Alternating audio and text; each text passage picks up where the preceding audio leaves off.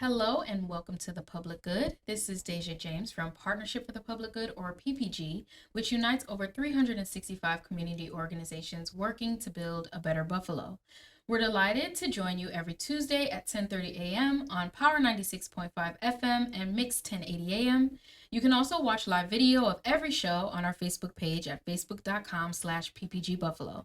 Don't forget to follow PPG on Facebook and Twitter. And of course, you can always get great information on our website, ppgbuffalo.org.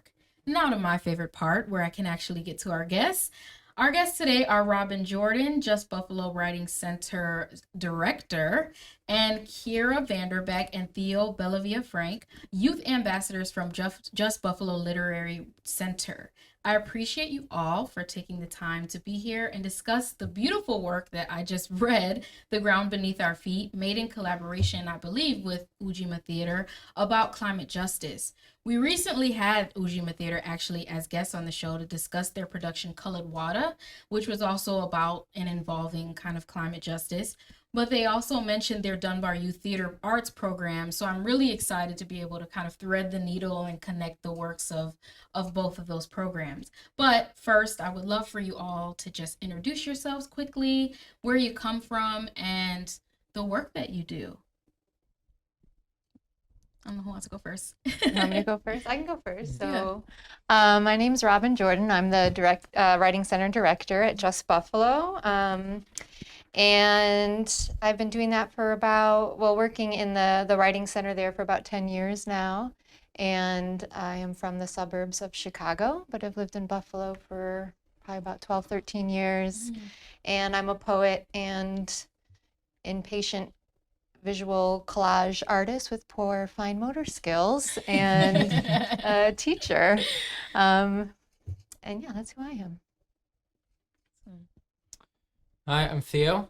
I've been a youth ambassador since 2018, so maybe about half the time that you've been at Just Buffalo. And I was born and raised here in Buffalo.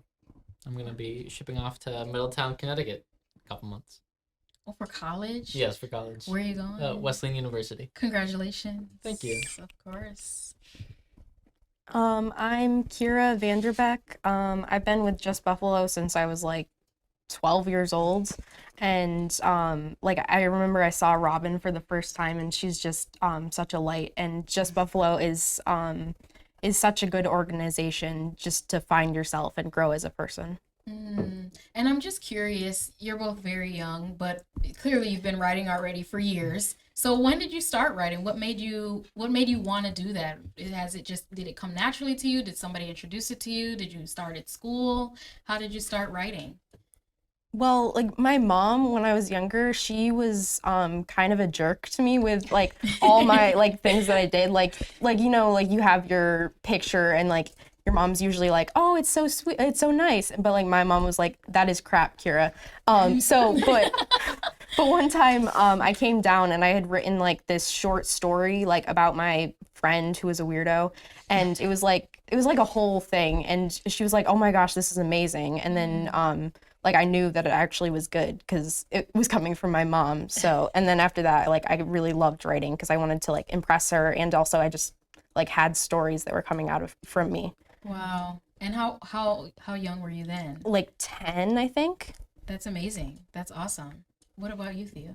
Yeah, so, I mean, I have memories of being a little kid and loving, like, I don't think I ever didn't love writing. I think I, as a little kid writing those, like, elementary school essays, my teachers would always mention how my hooks, or at the very beginning, where I get to captivate the audience, was really good, and then the rest kind of just fell off.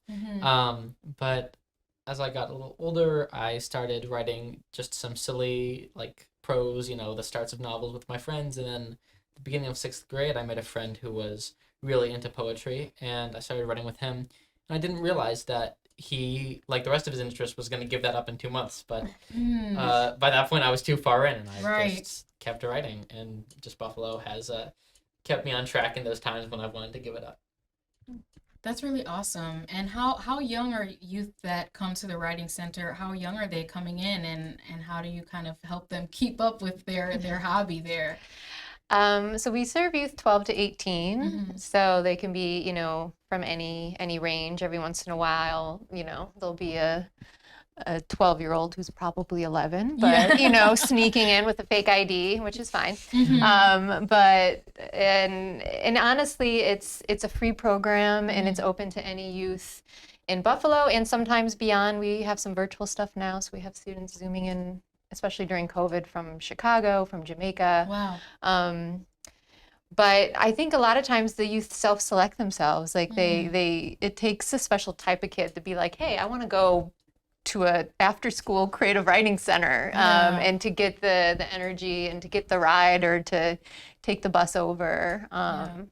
So we do try to do outreach and try to find young people who think, or they might not even know they're writers yet. We've had Yeah. a lot of youth that come through that are creative and Yeah. interested in the arts or looking for a community, to meet kids outside of their own school. Yeah. And then by the time they leave, they're poets and songwriters and comic artists and novelists and all of that. And is this a year-long program, or is it mostly in the summers, or does it kind of change schedule a little bit during the school year? How does that part work? It fluctuates, but we mainly run during the school year, so like late September through June, and it's every Tuesday, Thursday generally, from 3:30 to 6. And then in the summer, we've, every once in a while we'll do a summer camp or some summer workshops and different sessions, but we kind of ramp things down a bit, but otherwise during the school year, we're there pretty much consistently. That's awesome. And after, kids are in the program, do they get to kind of read their works, or is there like a showcase of some sort, or do you do like kind of intermittent places where they're able to kind of publicly read, or is it really just for them to privately develop their skills? Yeah, one of my huge passions is providing young people platforms to share their work, whether that's on the stage or page. But I'll let Kiera and Theo, maybe you can talk about what are some opportunities to share your work that you've had. Mm-hmm. Yeah, so I really love performing poetry, which is funny because a lot of my poetry has nuance that will never be gotten across by reading. But I am still so invested in trying to get it out there and get it read. Um, but there have been so many options, and I think just Buffalo really brought out that love for performance. And I remember we just had the showcase where everybody who's like graduating out of the program gets to read some of their work, and they had this slideshow beforehand, and there were a couple pictures of me at my first ever reading where I was 12, and I still only wrote rhyming poetry, and I was so nervous, and I hated some of the lines so much that I just omitted them, and the rhyme scheme just stopped working altogether. Oh, no.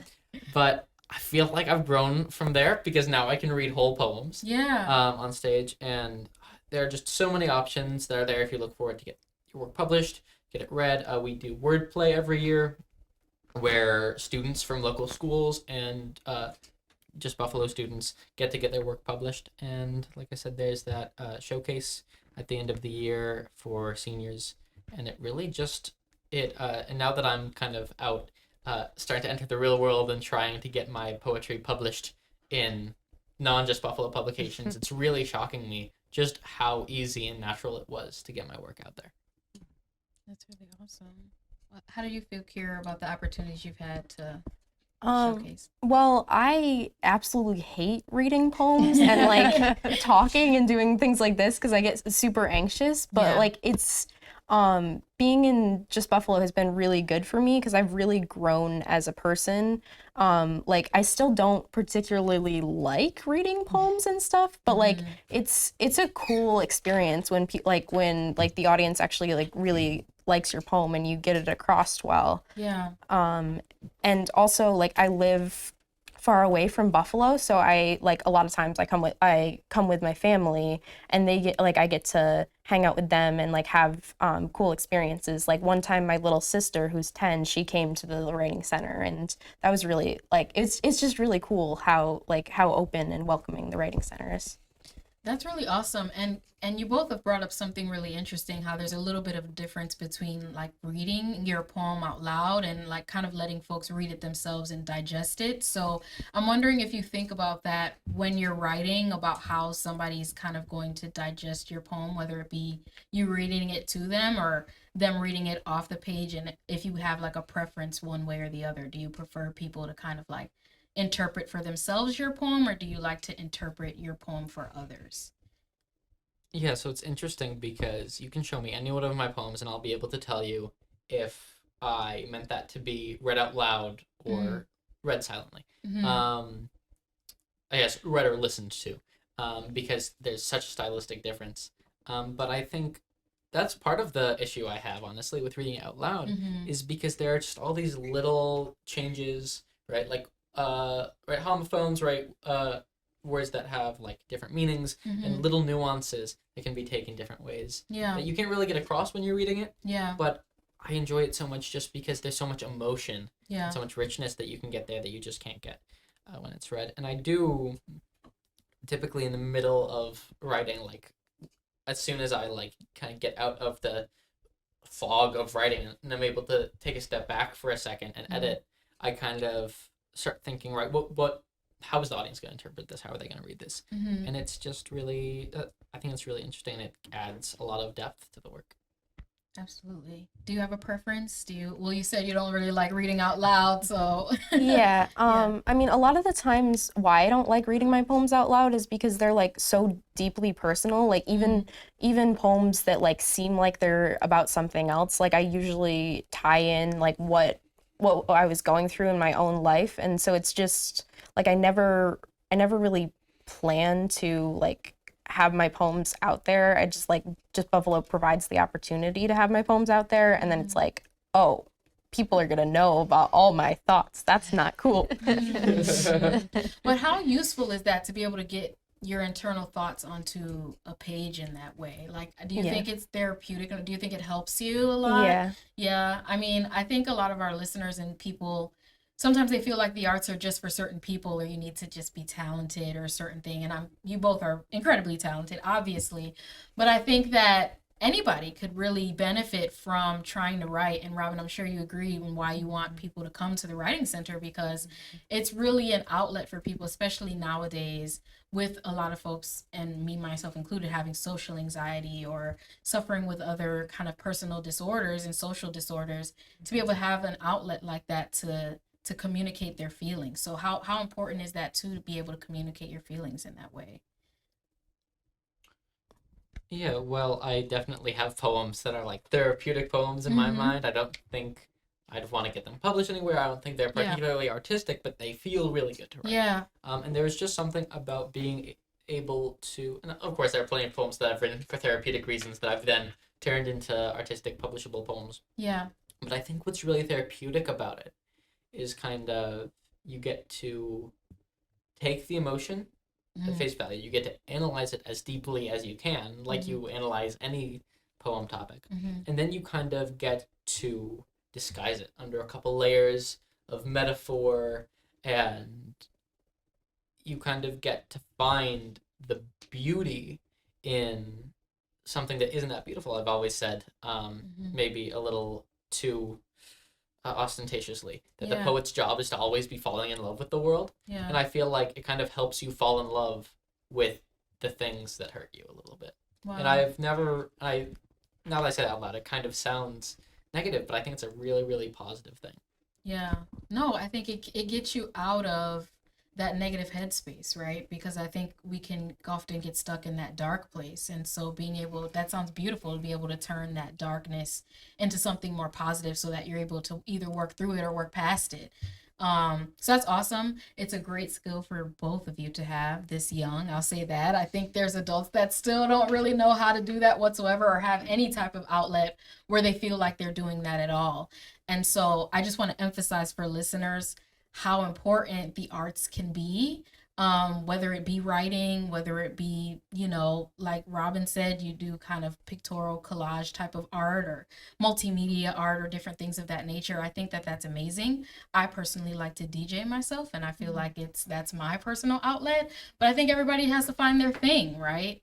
So I think this is awesome. We're talking about this here. Robin, I do just want to get into why we're here, which is the ground beneath our feet.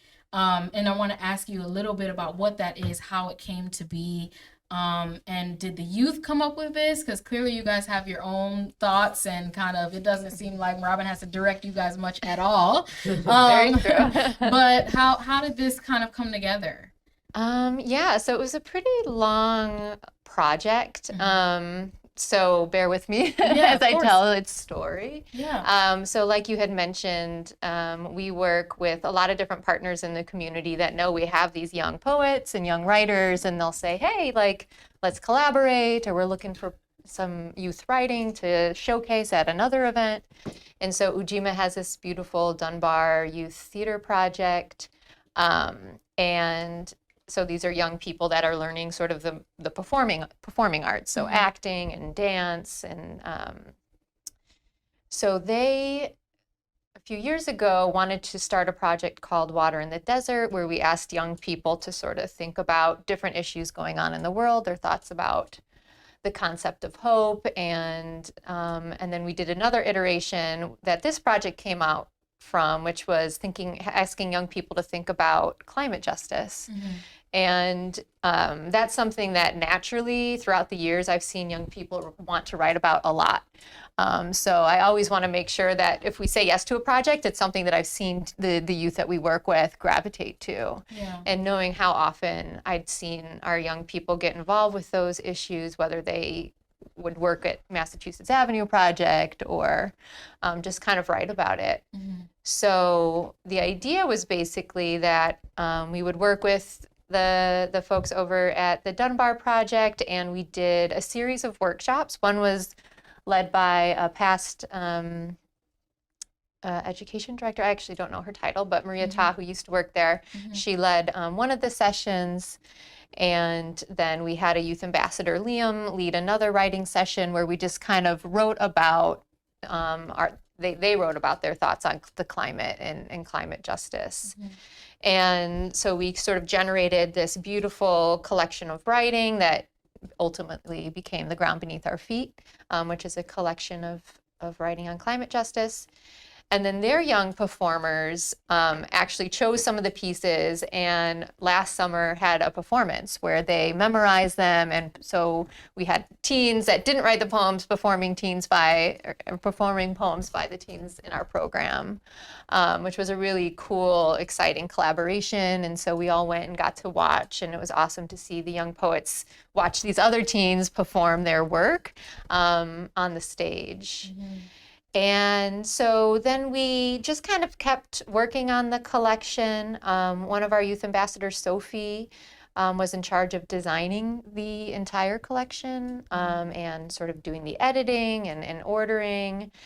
And then we wanted to do a final celebration, and we had the opportunity also to work with the local, or she used to be local, but has moved since, Erin Sharkey, who's an author who put together an anthology on Black nature writing called A Darker Wilderness.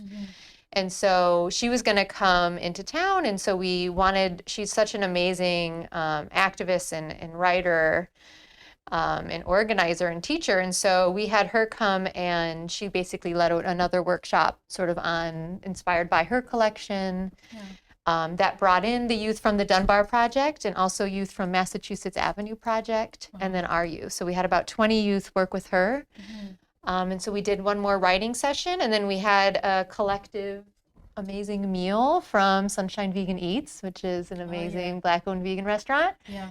And then we had a community reading. And so Erin Sharkey read from her collection, our youth read from The Ground Beneath Our Feet, and again, the Dunbar youth performed some of our youth's pieces. And then we also got to hear from Massachusetts Avenue Project and their youth about what's going on locally to get involved with things happening in our town around climate and food justice and accessibility. Yeah, that's awesome. And that's amazing that we're talking about that, especially in terms of the youth perspective of climate justice, right? Because I think the older folks who have been in charge of kind of climate justice initiatives for the longest time have been the ones dropping the ball. And I think that the youth are the ones sounding the alarm of like, hey, this is our future. I know you guys kind of don't care, but this is affecting us. So I'm curious, Theo and Kiera, how you felt about this, going through this project, working on this, because I've read your poems and the others in there, and they were very kind of emotional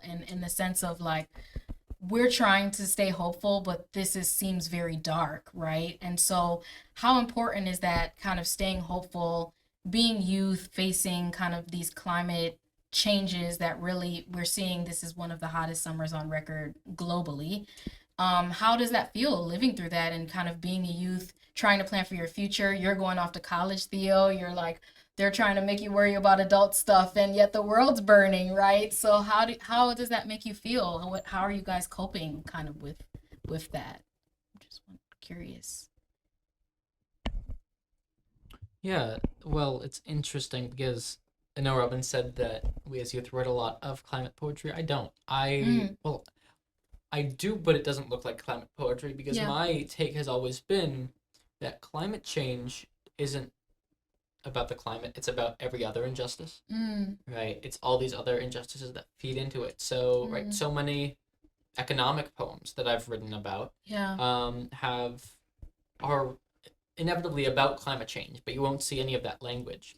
And so what I did in the It's HaChaim, the poem, it's in the collection, is the idea was, right, how can I take the emotion of this, which, right, essentially the perspective I took is, if we fail as well, if we fail to take any action, what would I want to say to another generation? If I was in the shoes of the past generation that, you know, really hasn't made much significant progress towards abating climate change. And I think it's tragic because part of me is like, there are so many other problems that I wish I could devote attention to and make my work, but it's hard to think about all these other problems when we're seeing our world burn in front of us.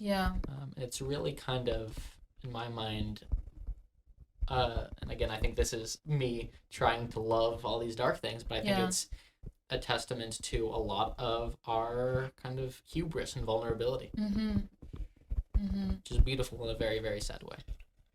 It is the downfall of humans, right? I think we're very cocky and presumptuous about kind of some of the efforts we've taken to advance civilization, but we're hurting ourselves in the end in the way that we're doing it. But folks don't really want to kind of sacrifice the convenience that we have. It's interesting as like the UPS workers are thinking about going on strike and some of those other things, to think about what kind of sacrifices we would have to make to make things different, right? To make things better for us all. And it's a lot to think about. And I think that's why people avoid thinking about it. But I love that you guys are so young and you actually are willing to face it and talk about it. So I'm curious, Kiera, just your perspective on talking about it, if it's difficult for you or what you feel. I don't know. It's sometimes it's hard to think about because like I feel so small because like sometimes like I'll go on walks and I'll just like pick up trash like the whole walk, and like I know that that's not going to do anything in the grand scheme of things. And like you were saying, like there needs to be a big change that everybody like facilitates. And like it's just like I want to do so much, and I don't really know how. Like when I was younger, me and my friends, we would have like climate change protests, and it wasn't even a protest. It was 3 of us just sitting outside, and nobody knew about it. But we thought we were doing something good. You kind of were in your own way. I think it's powerful that you're thinking about it at all, right? Because I think if I asked my mom or even my grandfather if they were thinking about that at that age, they'd say no, right? And so some people feel like millennials and mostly Gen Z are like the activist generations, right? Like we really care about things that are very serious, and that some folks feel like we shouldn't be thinking about at all, like we should have a little bit more fun, which was kind of in your poem a little bit, Theo, was like, I want you to be able to enjoy prom and think about these other things that, you know, regular teenagers are supposed to think about, but at the same time, if we don't address these things, nothing will change. I'm wondering if you guys think that if it's true, if younger people like yourselves are more activist kind of minded, or if you think that we are more conscious, or do you find that there's some of your peers that kind of don't care and you're a little like frustrated about that?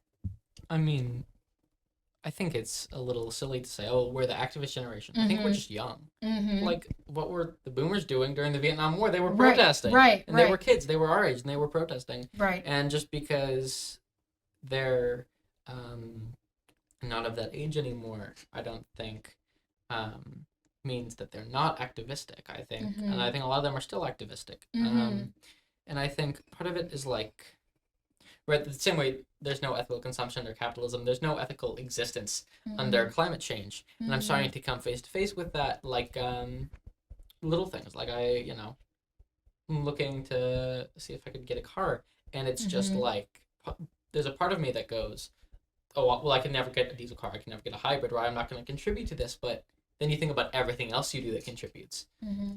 And, there was that one man who I'm forgetting his name right now, but that he went, I believe it was a year, without doing anything that contributed to climate change at all. He wouldn't stand in front of automatic doors in grocery stores. He would wait for somebody else to go through so he could go through after them and not waste electricity. And it's just like, but it's ridiculous the amount of lengths you have to go to not contribute to climate change. Like the point of that is that it was a protest. It was a statement of the absurdity of the world we have, where everything is rooted in killing the world for our convenience. Right.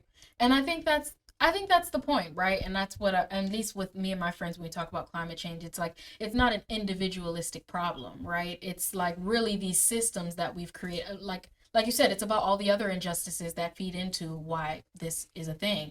And they're larger systems that we've created for human convenience that are really just making us all small cogs in a larger system of destroying the earth, right? And so it's up to ExxonMobil and all of the oil companies and whoever. I mean, even clothing places like Shein and other things are being shown to kind of not be ethically or economically sustainable for the world. And so I think it's about us as individuals taking a stand in a certain way. Obviously, we can strike, we can protest, we cannot buy things. But I think it's also important for us to be kind of civically and politically engaged in trying to change larger systems. And I know it's really like discouraging because it seems like we're not going to affect anything, especially on the federal or, international level sometimes. But if enough of us become kind of climate conscious and have youth like yourselves who care about stuff like this, I think it's awesome. And I think this conversation is hopeful. That's kind of where I'm trying to kind of go here with that, is I think this is a hopeful conversation. I think it's awesome that you two participated in this and that you were able to come here and talk a little bit more. Kiera, I don't know, I think Theo had a little bit of a chance to talk about his poem, but I don't know if there's anything specifically your poem that you wanted to get across that you'd like to highlight here of just your perspective on climate change and everything like that. So when I wrote this poem, I was also like struggling with an eating disorder really badly.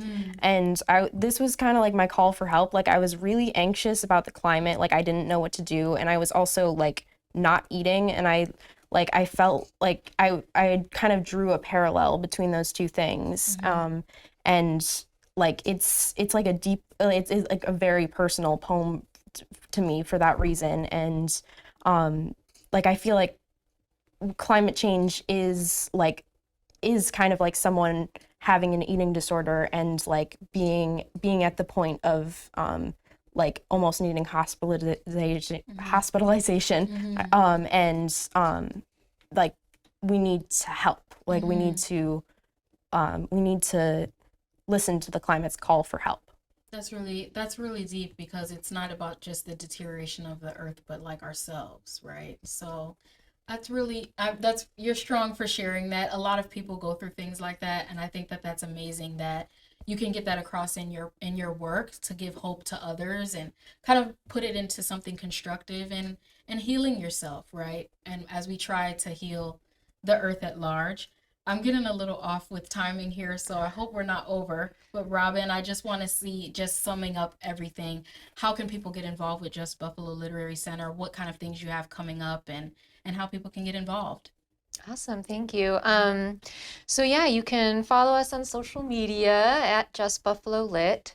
We also, you can, stay tuned on our website, justbuffalo.org. And we'll be opening the Writing Center back up in September for the school year, and we'll be open every Tuesday, Thursday. And in the meantime, this summer, we have the Silo City Reading Series down at Silo City, which is not youth programming, but some of the other programming that we do in town. And yeah, I'd say those are probably the best ways to stay tuned. And also just thank you all so much for the work that you do and for having us here. I think it's really empowering when we have these conversations about climate justice and other, justice issues, especially with young people, is to show them like how can you connect your art and creative writing with these things that you care about. So being able to talk about them in the community and to connect youth to local resources and local organizations that are doing sort of the on the ground work, I think is really beautiful. All right. Well, thank you all for being here. Thank you so much for sharing. I know art and poetry can be very, very personal, so thank you so much. This is Deja James with Partnership for the Public Good, or PPG, uniting over 365 organizations working to build a better Buffalo. It's the Public Good, Tuesdays at 10:30 a.m. on Power 96.5 FM and Mix 1080 a.m.